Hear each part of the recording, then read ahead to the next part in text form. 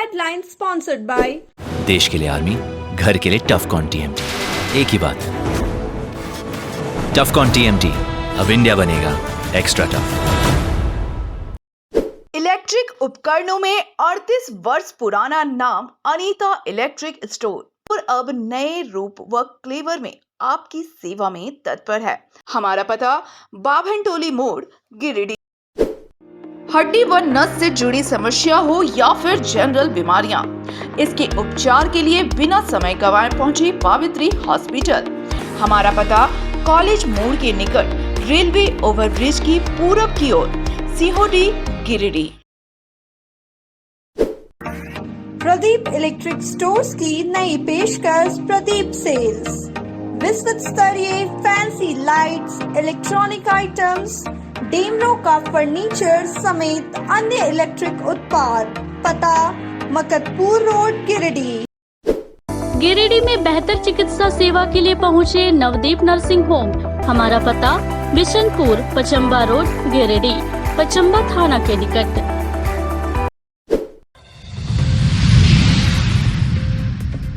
रमजान के आखिरी जुमे पर मस्जिदों में जुटे अकीकतमंद अदब व एहतराम के साथ अदा की नमाज। देश में अमन चैन की मांगी दुआ। सूबे के प्रथम ऊर्जा मंत्री लालचंद महतो का हुआ निधन। अंतिम दर्शन को लेकर डुमरी में उमड़ी लोगों की भीड़। नम आंखों से लोगों ने दी विदाई। भाकपा माले ने गांव के हटिया मैदान में छात्र युवा पंचायत का किया आयोजन। केंद्र सरकार के नाकामियों पर ईडी गठबंधन के प्रत्याशी विनोद सिंह ने किया हमला। तीसरी में प्रखंड विकास पदाधिकारी ने गिट्टी लोड 2 ट्रक किया जब्त। खनन विभाग को जांच की दी जिम्मेदारी।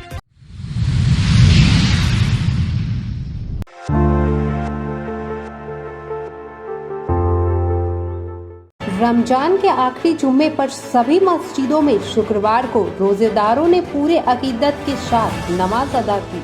तपती धूप के बाद भी रमजान महीने के अंतिम जुम्मे की नमाज को लेकर रोजेदारों में उत्साह नजर आया। इस दौरान लाइन मस्जिद में भी काफी संख्या में रोजेदारों का जुटान रहा, जबकि शहर के बड़ा चौक स्थित मस्जिद, भंडारीटी स्थित जामा मस्जिद, गुड़िया खाद मस्जिद, पचम्बा मस्जिद, बिशनपुर मस्जिद समेत अन्य मस्जिदों में रोजेदारों ने पूरे अकीदत के साथ नमाज अदा की और अमन चैन की दुआएं मांगी। बताया गया कि अलविदा जुम्मे का खास महत्व और दर्जा है। यह जुम्मा अन्य जुम्मा के मुकाबले इसलिए खास है क्योंकि यह रमजान के महीने का आखिरी जुम्मा यानी शुक्रवार है। वहीं अलविदा का मतलब रमजान के पाक महीने का समाप्त होना यानी इसकी विदाई का है।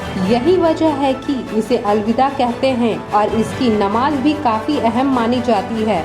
इस्लाम में लोग इसे छोटी ईद भी कहते हैं। माना जाता है कि अलविदा की नमाज के बाद अगर सच्चे दिल से दुआ मांगी जाए तो अल्लाह बंदे की हर जायज दुआ कबूल फरमाते हैं और बंदों के तौबा को कबूल करके उनके गुनाह माफ करते हैं।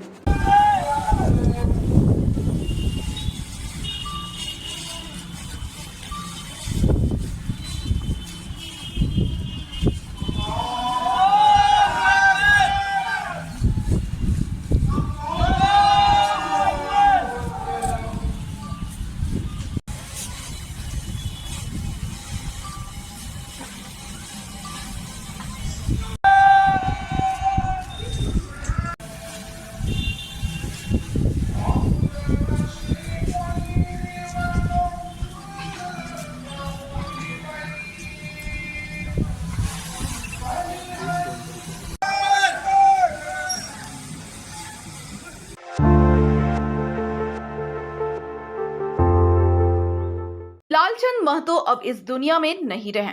गिरिडीह जिले के डुमरी विधानसभा क्षेत्र से 3 बार विधायक तथा झारखंड बनने के बाद पहली बार वे ऊर्जा मंत्री के रूप में झारखंड सहित डुमरी विधानसभा क्षेत्र की जनता का उन्होंने सेवा किया था। उनके आकस्मिक मृत्यु की खबर से पूरे विधानसभा क्षेत्र में शोक की लहर है। लोग उनके किए गए विकास कार्यों को याद कर विश्वास नहीं कर पा रहे हैं कि वास्तव में वे अब हम सभी के बीच नहीं हैं।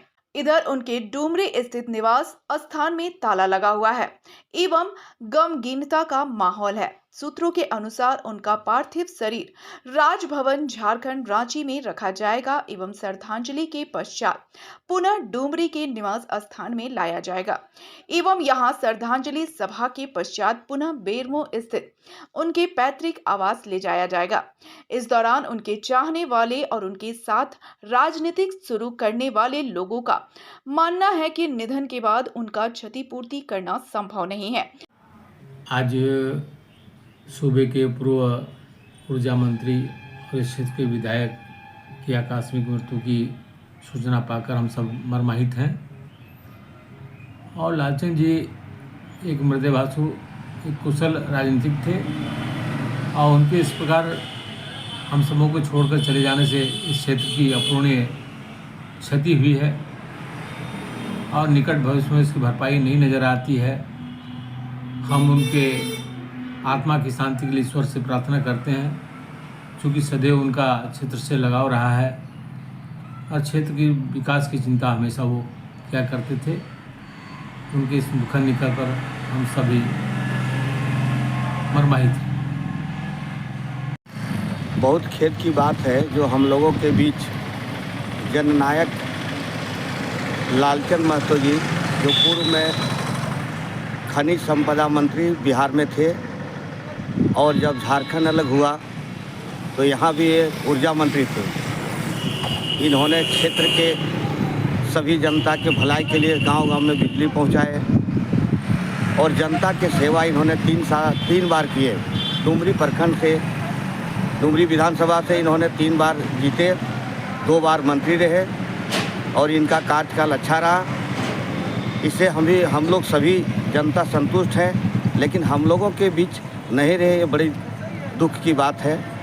हम लोग फिर इस बार मन बनाए थे कि लालचंद महतो जी आगे आवें और सांसद में लड़े। इस बीच वो आकस्मिक मृत्यु उनका हो गया।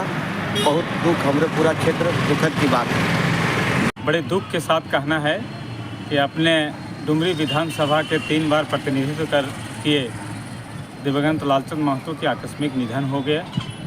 लालचंद महतो ने पिछड़ों दलितों के लिए मुखर रूप से काम किए थे, पिछड़ों के मसीहा थे और अपने जब ये झारखंड राज्य अलग हुआ, अलग राज्य में वो प्रथम ऊर्जा मंत्री थे।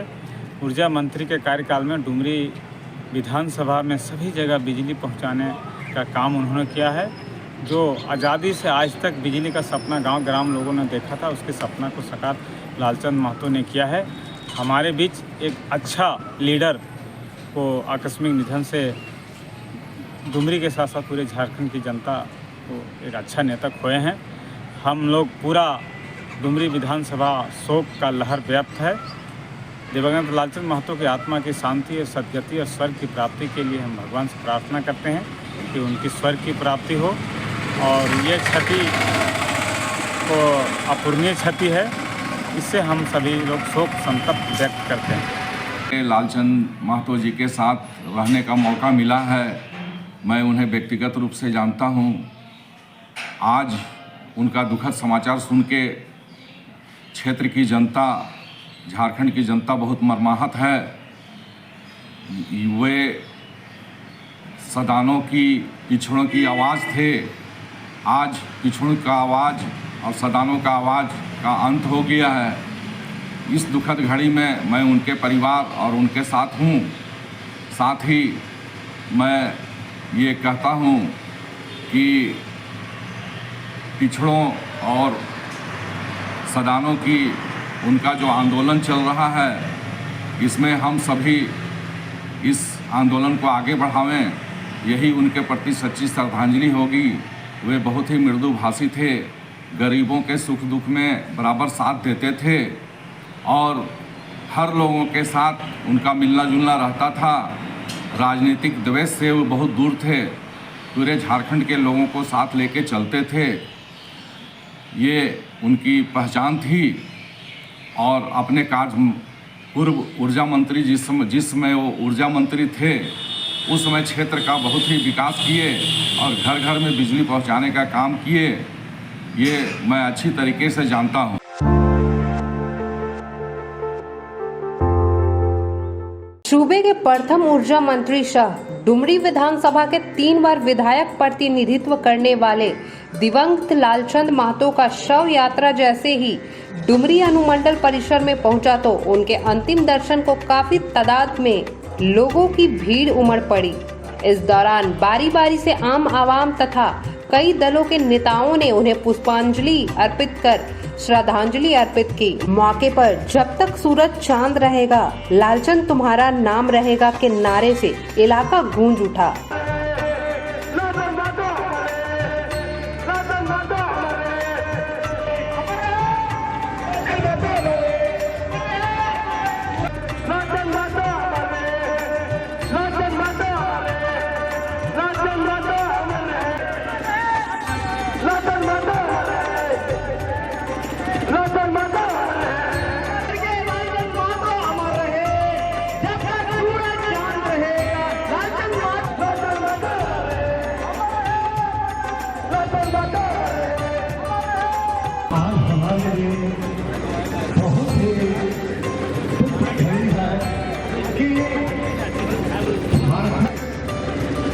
मंत्री जी का आवाज इसी वजह तक जाना है और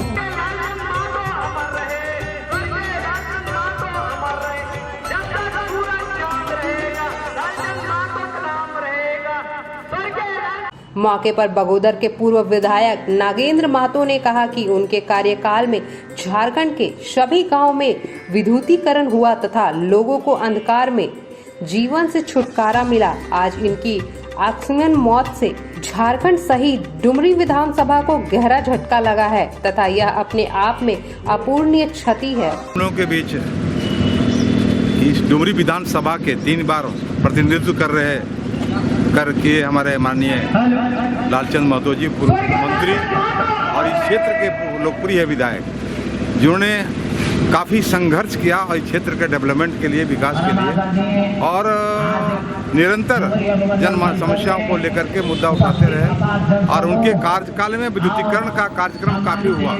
जब वो विद्युत मंत्री थे तो उनके काल में ही कई क्षेत्रों में, झारखंड के कई क्षेत्रों में नई राज्य मिली थी और नए राज्य मिलने के बाद ये विद्युत मंत्री बने थे।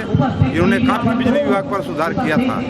आज हम लोग उनके पिक्चर को देख करके अचानक उनकी मृत्यु को सुन करके हम लोग किंग करते विमूढ़ हो गए। लेकिन ईश्वर से हम लोग प्रार्थना करते हैं कि इनको जहाँ ले गए ईश्वर उनको वहाँ अपने चरणों में स्थान दें और पूरे परिवार को इस दुख के घड़ी में सहने की शक्ति दे। क्षेत्र की जनता को इस दुख के घड़ी में सहन शक्ति दे। यही हम प्रकृति से निवेदन करता हूँ, प्रार्थना करता हूँ। वहीं उपस्थित अनेक दल के नेताओं ने कहा कि लालचंद महतो लगातार हारने के बावजूद भी दलित, पिछड़े और ओबीसी का आवाज बनकर गरजते थे। ऐसे में उनकी कमी हमेशा लोगों को खलेगी।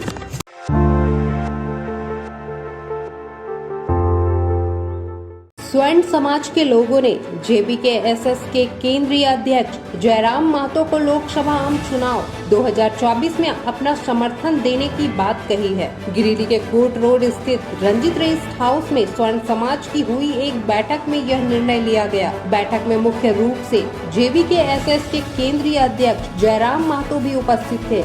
इस दौरान स्वर्ण समाज ने खुले दिल से टाइगर जयराम महतो का समर्थन किया।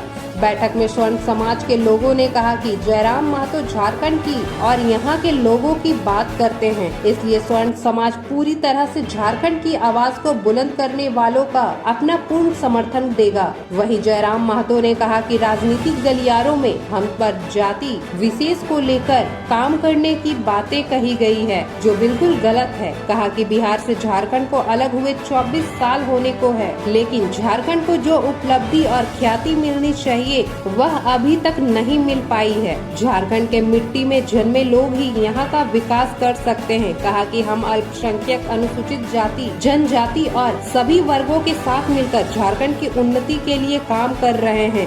मौके पर केंद्रीय सदस्य राजेश रतन, रिजवान अंसारी, संजीव सिंह, धीरज झा समेत कई लोग मौजूद थे।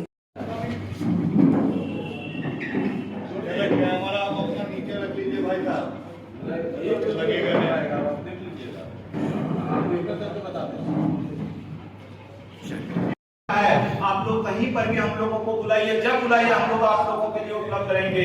हम इस मंच से ये बोलना चाहते हैं कि जो सवर्ण आंख बंद करके ये को ले जा रहा है, सभी लोगों को अपील करना चाहते हैं कि उनको वोट दीजिए और उनको मजबूत बनाइए। ये निश्चित कर लेना है हम लोगों को।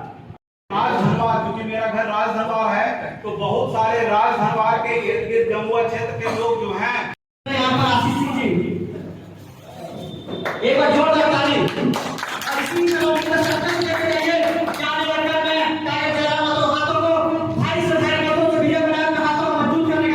बैठक हमारे आदरणीय बड़े भाई श्री राजेश रतन, जो स्वर्ण समाज और हमारे दल के केंद्रीय सचिव हैं, उनके माध्यम से आहूत की गई थी।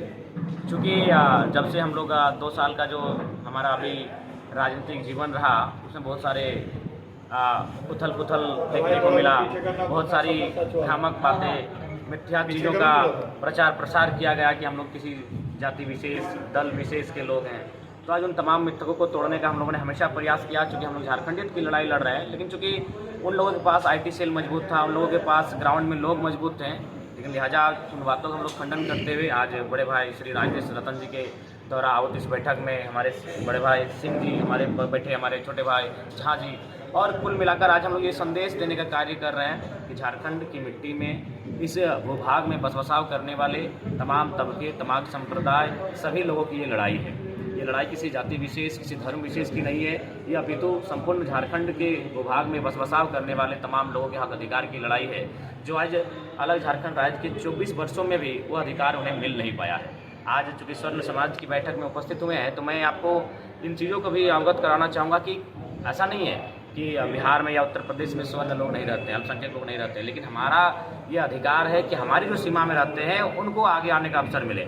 आज आप राजनीतिक दलों की बात कीजिए, उन्होंने अगर स्वर्ण समाज को नेतृत्व करने का अवसर भी दिया तो वो हमारे राज्य के नहीं है, वो राजेश रतन नहीं है, वह संजीव सिंह जी नहीं है, वह कहीं ना कहीं रविंद्र पांडे जी आ जाते हैं औरंगाबाद से, वह जो भी आते हैं वह अन्य राज्यों से चले जाते हैं।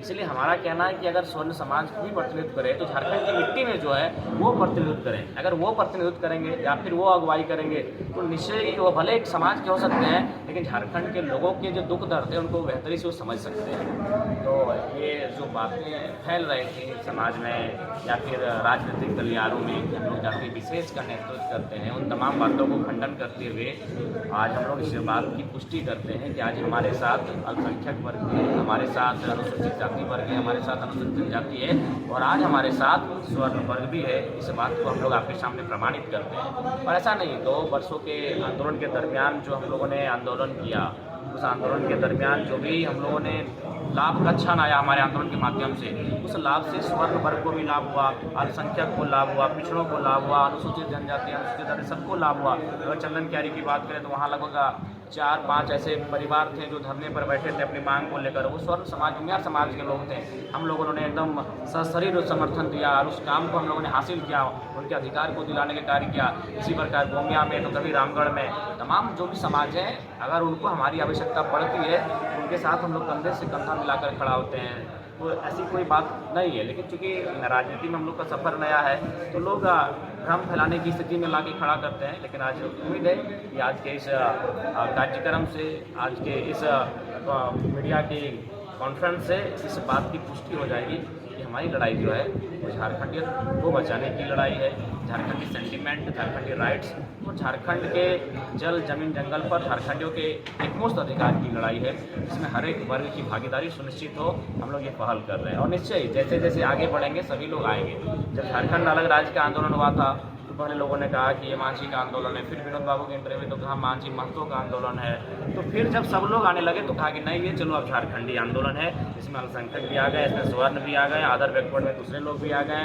तो कुल मिलाकर ये जब स्टार्टिंग होता है तो निश्चय ही एक खास जगह से होता है, एक खास सीमा से होता है। लेकिन जब वो विचारधारा जब फैलती है तो पूरे राज्य में फैलती है, पूरे देश में फैलती है। और जिस विचारधारा को हम लोग प्रचार प्रसार कर रहे हैं वो किसी व्यक्ति विशेष, जाति विशेष की नहीं है, झारखंड के तमाम शोषित, वंचित, पीड़ित लोगों के लिए। आज अगर आप प्रथम परीक्षाओं की करें तो जो परीक्षाएं कैंसिल होते हैं, वो परीक्षा कैंसल में शामिल होने वाले बच्चे किसी एक जाति के नहीं होते हैं, वो सिर्फ महतो जाति के नहीं होते हैं। वो बच्चे, वो भाई महान स्वर्ण भी होते हैं, अल्पसंख्यक भी होते हैं, SC ST minority other backwards भी होते हैं। तो इसलिए ये भ्रम था, उस भ्रम की स्थिति में लोग जी रहे थे। लेकिन हम लोग चाहेंगे ये नव झारखंड के निर्माण को पुनः से स्थापित करने की लड़ाई है, और ये राजनीतिक लड़ाई संभव इसीलिए हो पाएगी जब सभी की भागीदारी हो।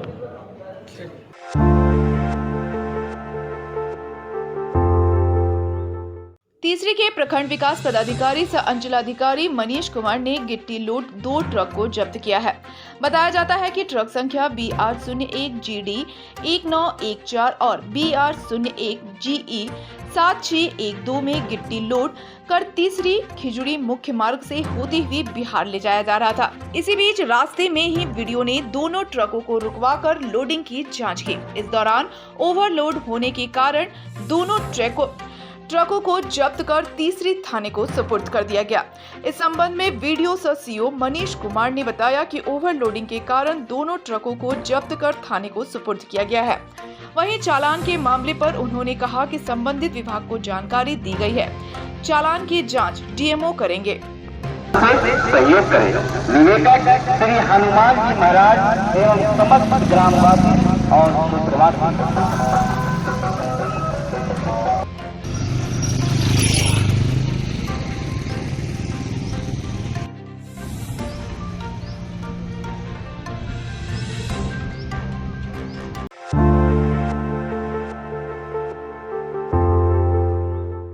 लोकसभा निर्वाचन 2024 में मतदाता भागीदारी बढ़ाने, नैतिक मतदान एवं निर्वाचन संबंधित जागरूकता संदेश जन जन तक पहुंचाने के उद्देश्य से शुक्रवार को जिला निर्वाचन पदाधिकारी के निर्देश पर स्वीप एक्टिविटी के तहत समाहरणालय स्थित सभा कक्ष में सभी BPO, BRP, CRP व अन्य के साथ बैठक आयोजित किया गया।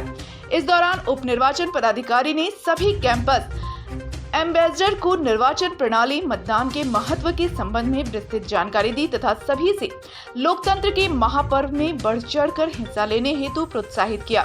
साथ ही सभी कैंपस एम्बेसडर को मतदाता प्रतिज्ञा शपथ पाठ कराया गया। साथ ही बताया गया कि मतदाता अपने मतदान केंद्र में जाकर अथवा स्वयं वोटर हेल्पलाइन ऐप के माध्यम से अपना एवं अपने परिवार के अन्य सदस्यों का नाम मतदाता सूची में पंजीकृत है का जांच कर सकते हैं। यदि किसी व्यक्ति अथवा उनके परिवार के अन्य सदस्यों का नाम मतदाता सूची में पंजीकृत नहीं है तो वे अपना नाम मतदाता सूची में पंजीकृत करने हेतु प्रपत्र 6 में आवेदन कर सकते हैं। इसके साथ ही बताया गया कि मतदाता सूची में किसी प्रकार का संशोधन अथवा वोटर कार्ड बदलने हेतु प्रपत्र 8 में आवेदन कर सकते हैं। उन्होंने कहा कि वोटर लिस्ट में नाम जोड़ने, हटाने, अपडेट या अपना नाम अंतिम प्रकाशित मतदाता सूची में देखने के लिए वोटर हेल्पलाइन ऐप या वोटर सर्विस पोर्टल से जांच कर संतुष्ट हो सकते हैं।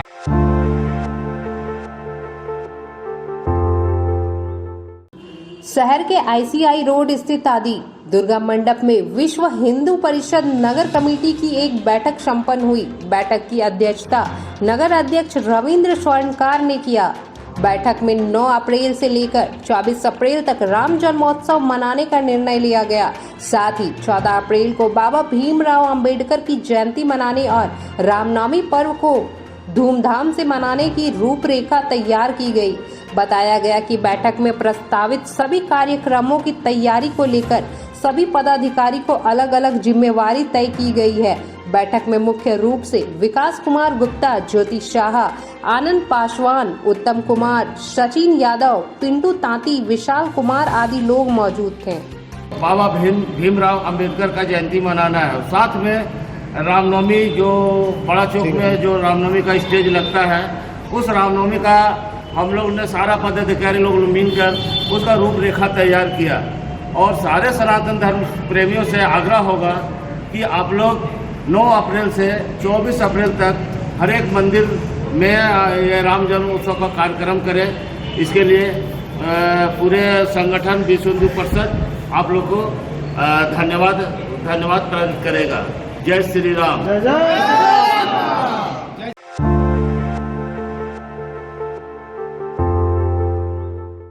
भाकपा माले के द्वारा शुक्रवार को गांवा प्रखंड के हटिया मैदान में छात्र युवा पंचायत का आयोजन किया गया। इसमें कोडरमा लोकसभा के ईडी गठबंधन के प्रत्याशी शाह बगोदर विधायक विनोद सिंह और राजधनवार के पूर्व विधायक राजकुमार यादव बतौर मुख्य अतिथि शरीक हुए। पंचायत में विनोद सिंह ने केंद्र सरकार पर जमकर हमला बोला। उन्होंने कहा कि मौजूदा केंद्र की सरकार तानाशाह हो गई है, सरकारी एजेंसियों का दुरुपयोग कर अपने विपक्षी नेताओं को जेल में डालने का काम कर रही है। उन्होंने कहा कि प्रधानमंत्री नरेंद्र मोदी के शासनकाल में देश को पीछे धकेला गया और पूंजीपतियों को ज्यादा से ज्यादा मुनाफा देने के लिए सरकारी इकाइयों का प्राइवेटकरण किया जा रहा है, जिससे भारत में बेरोजगारी की संख्या बढ़ रही है। उन्होंने छात्र युवाओं को नए भारत निर्माण के लिए एकजुट होने की अपील की। कहा कि देश में बेरोजगार युवाओं की लंबी चौड़ी फौज खड़ी हो गई है और सरकार झूठे वादे करने में मशगूल है। उन्होंने कहा कि केंद्रीय राज्य शिक्षा मंत्री रहते हुए सांसद अन्नपूर्णा देवी के द्वारा गांवा प्रखंड में एक भी डिग्री कॉलेज की स्थापना नहीं करना दुर्भाग्यपूर्ण है।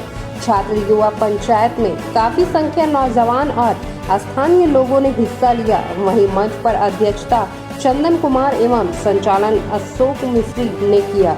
वहीं मौके पर कन्हैया कुमार, शकलदेव यादव, नागेश्वर यादव, जिला परिषद पवन चौधरी, आनंदी यादव आदि कार्यकर्ता उपस्थित थे।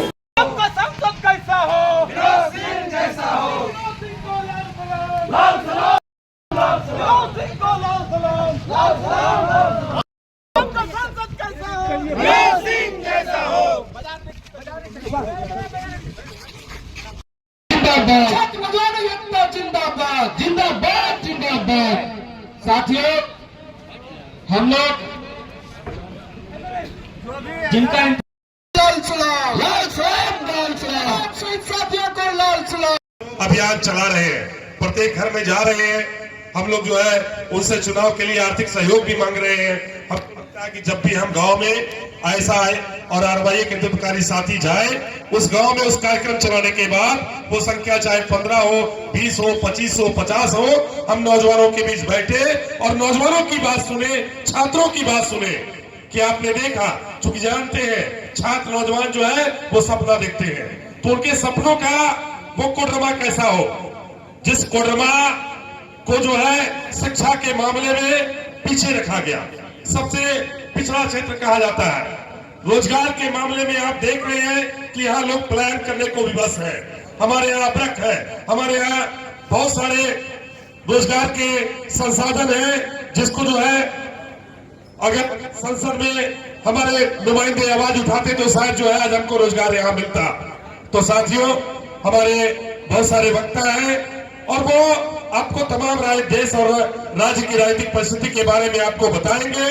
हम आपसे यही अपील करना चाहते हैं कि आज हम लोग जो यहाँ छात्र युवा पंचायत कर रहे हैं, इसकी सार्थकता तभी है कल से ही आयसा और आरवाई के जो गांव के नेतृत्वकारी साथी हैं, जो तीसरी के नेतृत्वकारी साथी हैं, वो कल से गांव में जाए और गांव में जाकर नौजवान क्या सोचते हैं, नौजवान किस तरह का सांसद चाहते हैं, नौजवान किस तरह का प्रतिनिधि चाहते हैं, छात्र किस तरह का प्रतिनिधि चाहते हैं, इस तरह का एक संवाद कल से हम लोग शुरू करें। इसी उम्मीद और विश्वास के साथ कि आने वाले 2024 के लोकसभा चुनाव में इस बार छात्र नौजवान जो है, जो छात्र नौजवानों की आवाज उठाता है, जो छात्र नौजवानों के सवाल पे, वो चाहे नियुक्ति के सवाल पे, चाहे बहाली के सवाल पे, या फिर जो है जो रोजगार पर डाका डालने वाली ताकतें हैं उसके खिलाफ जो है विधानसभा के पटल पर रखने वाले कॉमरेड विनोद सिंह को इस बार कोडरमा लोकसभा से छात्र नौजवान और तमाम जो किसान मजदूर है वो लोग भारी बहुमत से जिताकर दिल्ली भेजेंगे। इसी उम्मीद और विश्वास के साथ आप तमाम लोगों को लाल सलाम,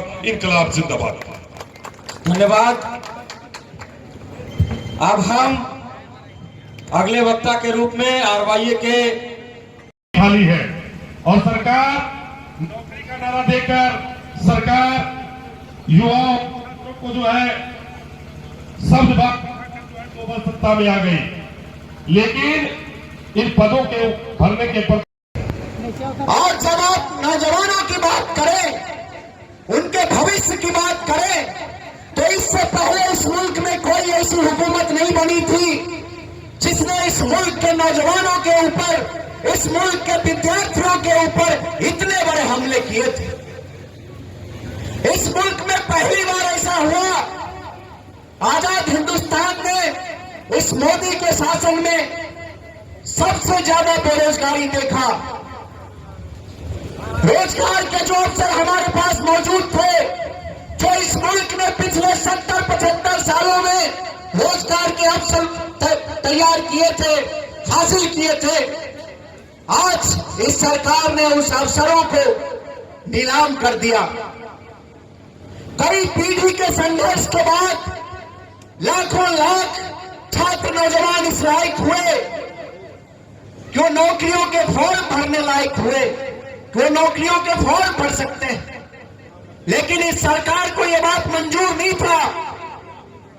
उनके लिए जो रोजगार के अवसर मौजूद थे, जो सामाजिक न्याय का प्रोविजन था, उसको खत्म कर दिया गया और देश की 100 से ज्यादा कंपनियों के शेयर बेचे गए। अब ठेका पट्टा पे नौकरियां करने का प्रावधान लाया गया। और जो बड़ी बड़ी संस्थाएं थी इस देश के अंदर, चाहे वो रेलवे हो, चाहे वो इंडियन आर्मी हो, सेना के अलग अलग संस्थान हो, 4 साल के ठेका पट्टा पे नौकरी कर दिया गया आर्मी के अंदर। 30 से 40 हजार नौजवान हर साल नौकरियों में जाते थे। रेलवे में 30 से 40 हजार नौजवान हर साल नौकरियों में जाते थे। रेलवे को बेचा जा रहा है, ट्रेनें बेची जा रही हैं, रूट बेचा जा रहा है, प्लेटफॉर्म बेचा जा रहा है, स्टेडियम बेचा जा रहा है, स्कूल बेचा जा रहा है। और रेलवे के अंदर 3 लाख से ज्यादा पद खाली है, उसको नहीं भरा गया।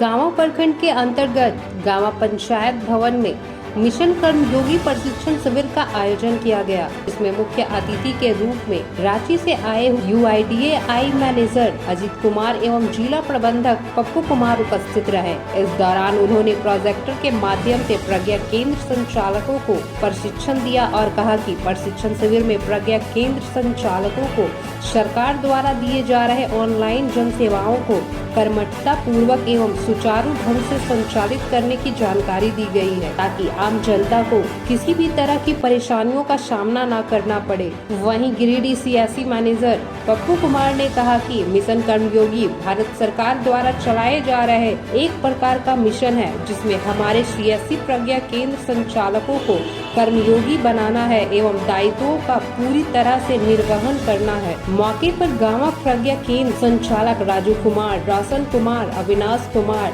महेश कुमार, नवलेश कुमार, विकास कुमार, किशोर कुमार, दीपक कुमार, वीरेंद्र कुमार और अन्य प्रज्ञा केंद्र संचालक उपस्थित थे।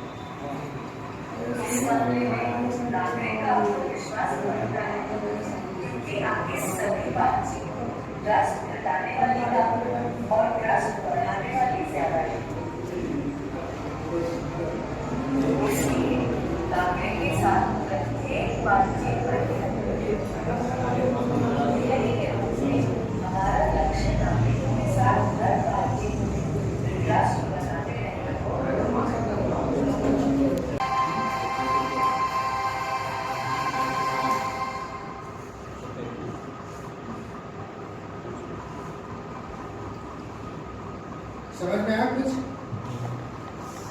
कुछ क्लियर हुआ?